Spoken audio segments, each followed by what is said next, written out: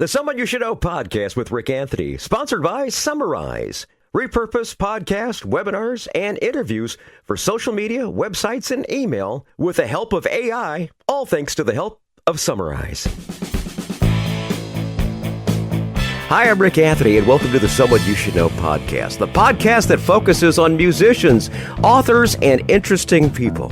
We like to say we're making a difference one artist at a time. So sit back, have a cold one, and get ready to meet someone you should know.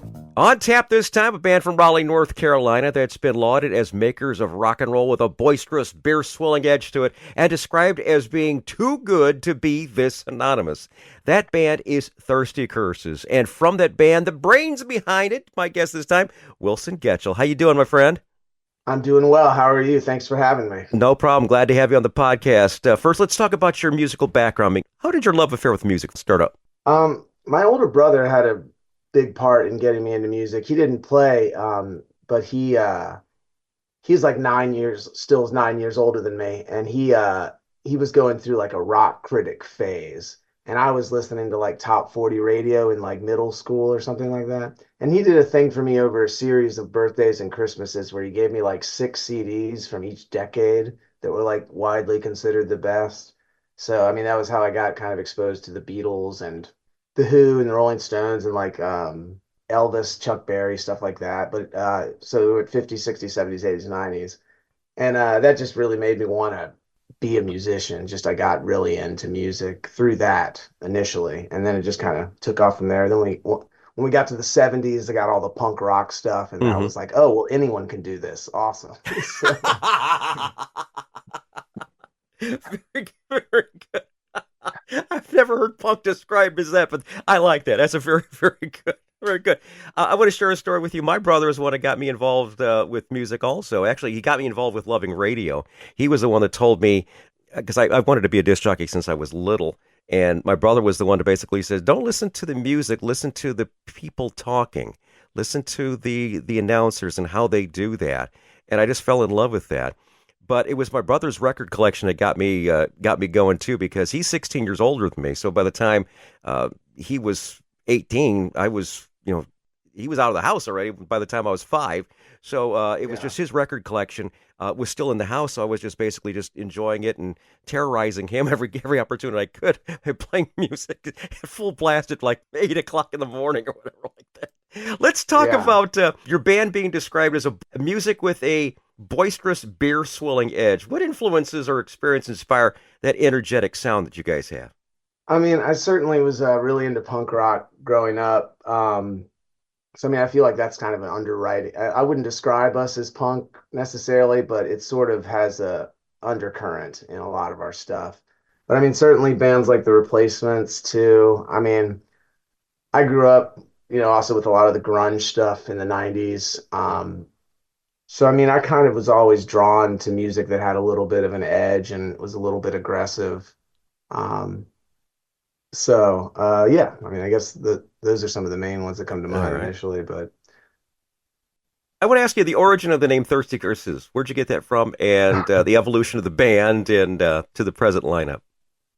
Yeah, I mean, I guess it's just sort of a clever way to say like alcoholism or like your or vice. like just sort of being drawn to things and that can also be destructive, I think. And there's sort of an element of that in our music. So, we were actually like brainstorming for names just back in the early days when we were on the way up to DC actually to play a show. And I don't know, it just came out and we were like, that works. Let's do that. Awesome, very good. How about your lineup? Yeah, definitely had some turnover over the years. We've been active since 2017. Myself and Clayton Herring, who plays bass and directs our music videos, he and I have sort of been the mainstays over the years. Currently, we have a guy named Jeremiah Rhodes playing drums for us. He's been with us for about a year. And we've actually been operating as a 3-piece for about a year and some change. We were a 4-piece for the first couple years. We had this guitarist, Kelly Otwell, who kind of came and went a couple times. Then we had this other guy, Alex Weir, for a little bit. But Incidentally, Kelly pops in from time to time. I mean, I'm sure we'll get to kind of what we're up to coming down the road in a bit, but we are like going to do some recording. We're going into the studio again here in a little bit, and he's going to contribute some to that new record too. So, All right, very good. but yeah, currently it's myself, Clayton, and Jeremiah. But yeah, it's it's I guess it's kind of hard as an indie original band to keep a solid lineup together over a long stretch. I mean, the Yeah, band's been active for 7 years, so there has been a couple. that's very cool. We actually have said that we've had more drummers than Spinal Tap. There I you mean, go. that's really where the most turnover has been.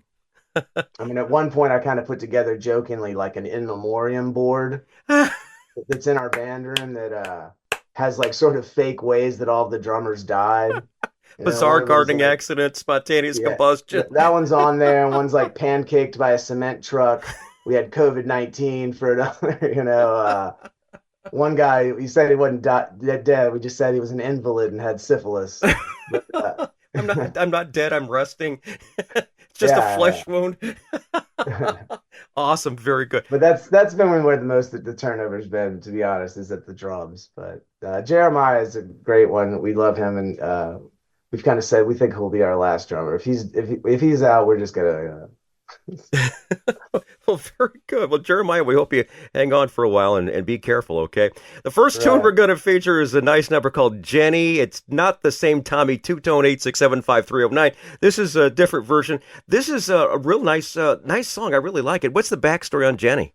It was just kind of it's sort of a one night stand inspired song that yeah it was that's basically it, and we made a pretty cool music video for this one too, that's based around kind of Bonnie and Clyde or Natural Born Killers, but we did it with puppets, and like it took us a long time to do, and it ended up being more of an ordeal than we anticipated, but it came out really great. So that I would definitely direct people to check out that video too. Awesome. Matter of fact, we're going to include that in our show notes. So all you have to do is check that out. We'll have the link for that for you to check out Jenny. Like you listen to it right now. Here is Thirsty Curses. The song is Jenny, featuring today's podcast guest, Wilson Getchell, right here on the Someone You Should Know podcast. Jenny, baby, you did it.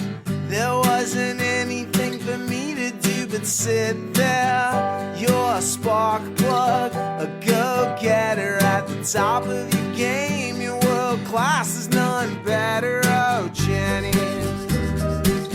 yeah, I'm ready. If that's why you called me over, let's see what you can do, dear. And if my heart skips a beat, don't panic. Sometimes it runs me over and kills me, but whatever. Oh, Jenny, yeah, we're in it. If we can't get into focus, let's just linger in the mirror. And if the glass breaks, don't sweat it. We won't get old and lonely, but just do this to me forever. Oh, Jenny, baby, let's turn it over. Keep that engine on.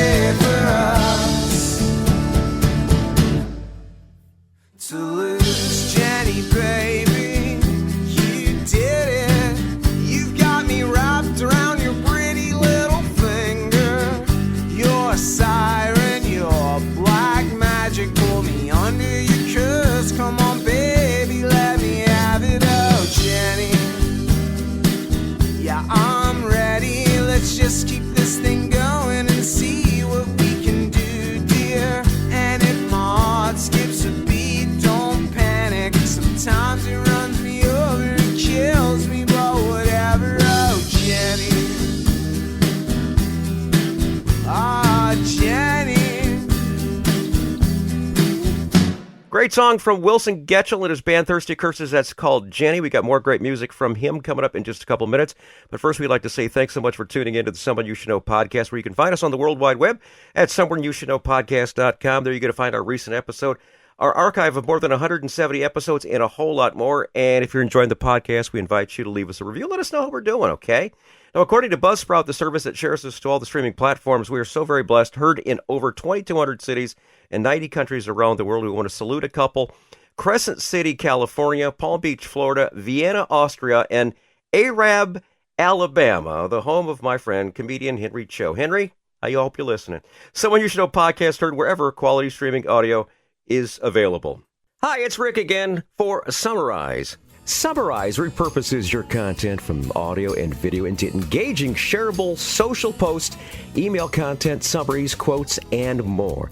Hey, it's hard work to create high-quality content from podcasts and video content. Summarize gives you multiple types of content to support your marketing channels, from social media posts and email newsletters to show summaries and a whole lot more. As a matter of fact, if you go there today, you can upload up to 60 minutes for free and find out why I like it so much. Go to summarize.com to learn more. That's SUMMARAIZE.com. Thanks for listening, and now back to our podcast. We're speaking with the very talented Wilson Getchell. With his band Thirsty Curses, they have been compared to the Replacements, the Violent Femmes, and one of my favorites, the Dropkick Murphys. These influential bands, do you like being in that same group as far as that goes, or do you think you're different? I mean, I like the Replacements one. There was one review at some point that someone said we were like Replacements, but more piano and stuff. But I don't know. I don't mind being compared. You know, it's interesting, just over the years, my voice gets compared to all kinds of different people, and every once in a while there'll be like a new one I get. But no, I mean, it's nice to be compared to people who are legends. Well, someone's going to say, 20 years down the road, say, they compare you to Thirsty Curses, the legendary band out of North Carolina. So look at that, yeah, look at that down the road, okay? we're just happy to be on the team. There you go. Very good. Awesome. Very good. Now, your lyrics explore themes like chaos and meaninglessness and finding glory in difficult situations. What's the writing process like? I mean, a lot of the times it's kind of coming out as almost a therapeutic exercise for me, like particularly songs that are kind of addressing turbulent eras or turbulent events in my life. I guess it's kind of how I deal with them in a way. And I kind of write in a few different ways, and sometimes it just kind of comes like that, and then other times it's more I'll sort of sit down and it'll be more of a long process. One of our songs, Baptist and a Rabbi, is that I had started years and years earlier and just like couldn't quite get it and like put it down for years, and then came back to it actually during the pandemic. So, I mean, it kind of works in a couple different ways. Sometimes it'll just be almost like a stream of consciousness and flow out without a whole lot of thought. And then other times it's, completely the opposite. There you go. Very good. Time for some more music here. The next one we're going to feature is called Nothing Really Matters. What's your story on this one? I guess it's an observational song. I remember at one point several years ago, there was like a Time magazine cover that said we're all socialists now. And there's a line in this one that we're all nihilists now. Mm-hmm. And I guess it's kind of about that theme. Good. Nothing Really Matters from Thirsty Curses, featuring today's podcast guest Wilson Getchell right now on the Someone You Should Know podcast. The years keep changing, nothing really matters. We're all nihilists now. We all got hepatitis and we're making the rounds. We're coming into your town. Are we gonna build a new health food store? I don't know. I can help you understand. She's like a fucking daddy's shoulder. We eating the rest. Wanna come here? I can show you on my phone. He says what damn is, but that's just life. 'Cause I just don't know it isn't for real. But there's a moment only goes to show you know no one gives a damn what you feel.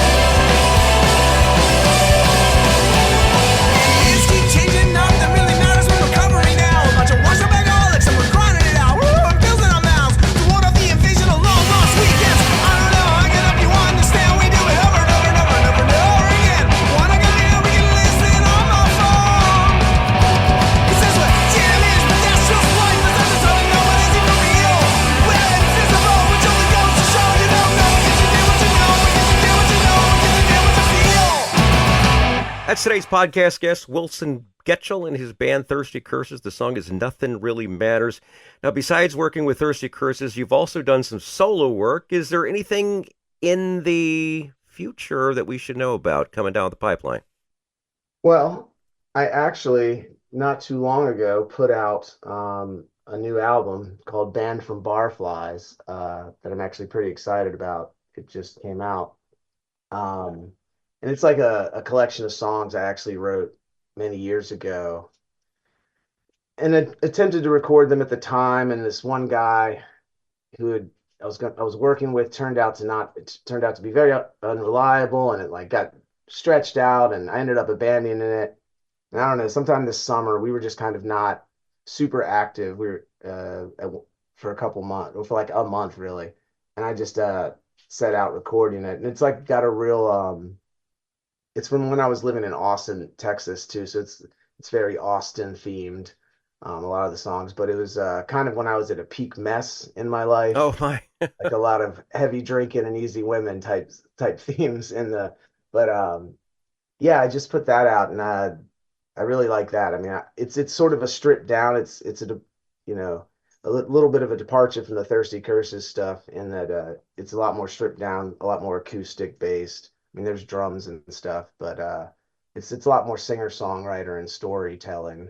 But yeah, I definitely check that out. Banned from Barflies. It's a bar. There's a bar in Austin called Barflies that I had gotten banned from at some point. I never really figured out why, but So it's not when the I, not the band from Barflies, but it's Banned from Barflies, right? right, like you're not allowed here anymore. Awesome, very good. Tell you what, we'll go ahead and put the link to that. Is it available online? It is. Awesome, very good. So what we'll do is we'll include that also, so people can check that out, and hopefully maybe we can get some people to buy a couple hundred copies or something like that. That would be fantastic. What about social media? What's the best way to follow what you've got going on and what's going on next with Thirsty Curses? I mean, we're on all of the social media platforms, so whatever is your preferred landing spot in that regard, we're there. And I mean, we've got if you type in Thirsty Curses, generally in any search engine, we're the only ones. Awesome. So we're pretty easy to find. But I mean, it's pretty much whatever .com/thirsty curses for the most part. And we also have our website, thirstycurses.com. We put out a best of vinyl last summer that's for sale via the website um, as well. But yeah, we're wherever you are, we're there too. Awesome. Very good. We'll include those once again in the show notes so everyone can check out to find out where Thirsty Curses is going to be. And if they happen to be in a neighborhood near you, you definitely want to check them out. The next feature, Wilson, is something I absolutely love. It's called Tales from the Road. This is something we've done since the late 90s. This is those infamous road stories of things that didn't go quite as planned, kind of your Spinal Tap moments. What would you say would be your Tales from the Road? What would be one of those moments? We've had a couple, I guess. One that came to mind when we were talking briefly before the show is that we actually had shown up to a show, an out of town show, and there, like, as we were driving in, there was a huge storm, and like it was like windy, raining. It was like in the summertime, lightning, all that. It kind of lets up as we're pulling into the venue, and they tell us that like about 5 minutes earlier, an electric box down the way had like exploded, Oh, and that jeez. the power was out in the entire building, and that there was no way they were just shutting down the bar for the night. And we were like, we had literally just pulled up as that had happened. So there was one of that. And I mean, there's definitely been a few times where we've been on the road for like a couple weeks, and tempers have flared. Yeah, there was one time when we were in Grand Rapids where we had a pretty big fight in the parking lot, but Oh my, that's always interesting. I've heard so many yeah. great stories through the years with especially storms and such. My daughter was performing with her band, and she said they were put an outdoor gig that was covered up. As far as they had like it was like an amphitheater a little bit type thing, and they were fighting the sounds of the tornado sirens going off. There's been so many weird gigs through the years. I was in one other band, I'll just say this briefly, years ago called The Whiskey Decision. And we'd booked a tour. I'm going to date myself a little bit through MySpace. We booked this tour. Hmm. And anyway, we were based in Austin, and we ended up going west. And one of the places we got to play was called Heine's, and it was in El Paso. And it was like Hooters, but for butts, you know? and and they paid us in like wings, yeah. And we were playing behind this or in front of this big wall of TVs that had like sports games playing, and everyone was like, you could tell that no one wanted to hear music, you know. Yeah, I love stories like that. I love those stories. I had a comedian friend of mine telling me that he was playing opposite of a dart tournament that was going on, and people. He says there was only like two or three people actually watching him, and everyone else was watching the dart tournament. Yeah, I mean, that's the way it goes. It's not all wine and roses. Yeah. So. Okay. All right. We're about ready to wrap things up here, but I wanted to find out if there's any final thoughts that people should know about Wilson Getchell, Thirsty Curses, or anything that you'd like people to say or know about you. Yeah, I mean, on Thirsty Curses, we're going into the studio here pretty soon to start working on our next album. We're really excited about that. We've kind of been we took a lot of time this winter off from playing shows just to work on the new stuff, and we're really excited about those songs. And we're going to work with John Agnello, actually, who's done a lot of great stuff through the years, a lot of Dinosaur Jr. stuff. And so we're excited about that. And I mean, we've put out a lot of great music videos through the years. I mean, I'm certainly the primary songwriter, but Clay has been really instrumental in making some great videos. I'd really definitely direct people to check those out. Just youtube.com/c/thirsty curses, you know. But yeah, so that, and we got some shows coming up. I mean, I guess we'll be in Richmond in September, Richmond, Virginia, for the Richmond International Film and Music Festival. We got some other dates. I would definitely point people to our website to look at live dates. We play pretty regularly up around, in the East Coast corridor. Okay, very good. We made it up to New York last year, and Philly and stuff like that. So we're bopping around there. And as far as my solo stuff, I'd definitely point people to Band from Barflies, the album I recently put out. I think it came out pretty great, so I'm pretty excited about that being out very there. Good. All right, we're going to wrap up the show with a song that actually sounds like a joke. A Baptist and a rabbi. It's like a Baptist and a rabbi walk into a bar. We alluded to it earlier. Tell us a story about a Baptist and a rabbi. I mean, it's a song. It's kind of about the search for meaning, Mm-hmm. in our lives. So I mean, it explores a lot of those themes. We did make a music video for this one too, actually, that was pretty great. It stars celebrity psychic Gary Spivey, who actually lives not too far from Raleigh in a town called Starr, North Carolina. But he's got like a huge white afro, and we made a music video that's basically like cult themed. It's like Heaven's Gate or Jonestown type situation, but kind of tongue in cheek. Mm-hmm. So that was a lot of fun to make. And yeah, I mean, the song I think is pretty cool. It's got like a lot of distinct parts and time changes. It's sort of prog rock-ish in a way too. So I think it's one of my favorites of ours for sure. We're going to wrap up the show with that, and Wilson, it's great to finally hook up with you. And but yes, thank you I'm glad we're able to connect too, and thank you for having me on. And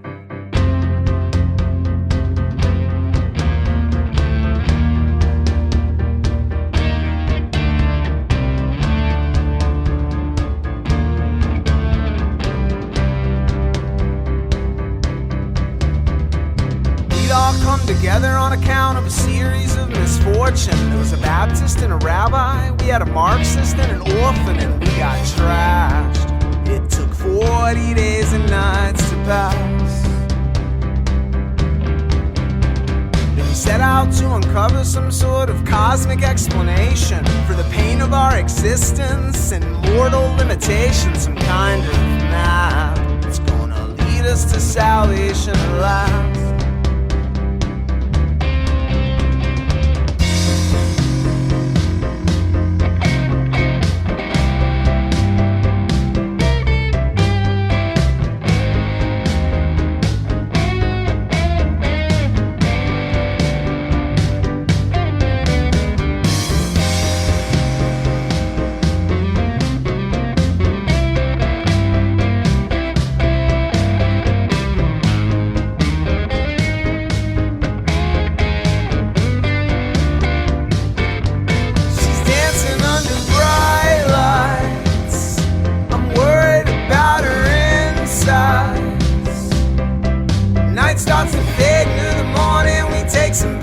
talk it over, you know I'm saving up for a fresh start and a new heart and an American girl. I wanna see the sunrise. Some folks go walking on the water, we just sink down and get washed over. There's never been a worse time to climb out from under your rock.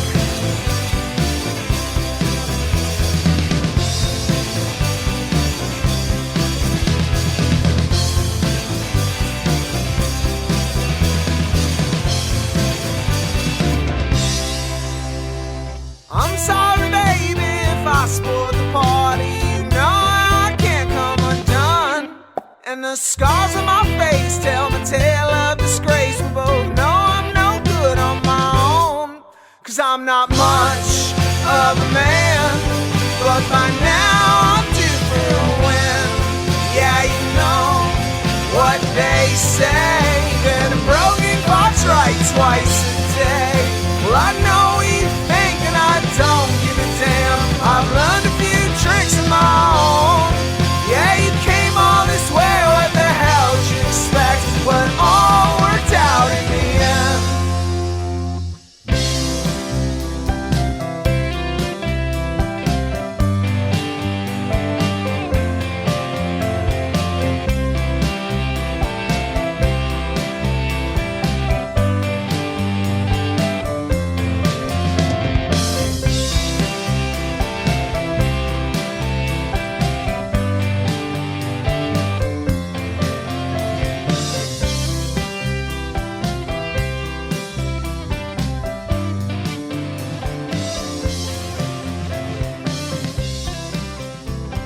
Hi, this is Rick Anthony, thanking you again for listening to this episode of Someone You Should Know. Now, if you're an aspiring musician or an established musician that's looking for a little exposure, I invite you to drop us a line at someoneyoushouldknowpodcast@gmail.com. That's someoneyoushouldknowpodcast@gmail.com.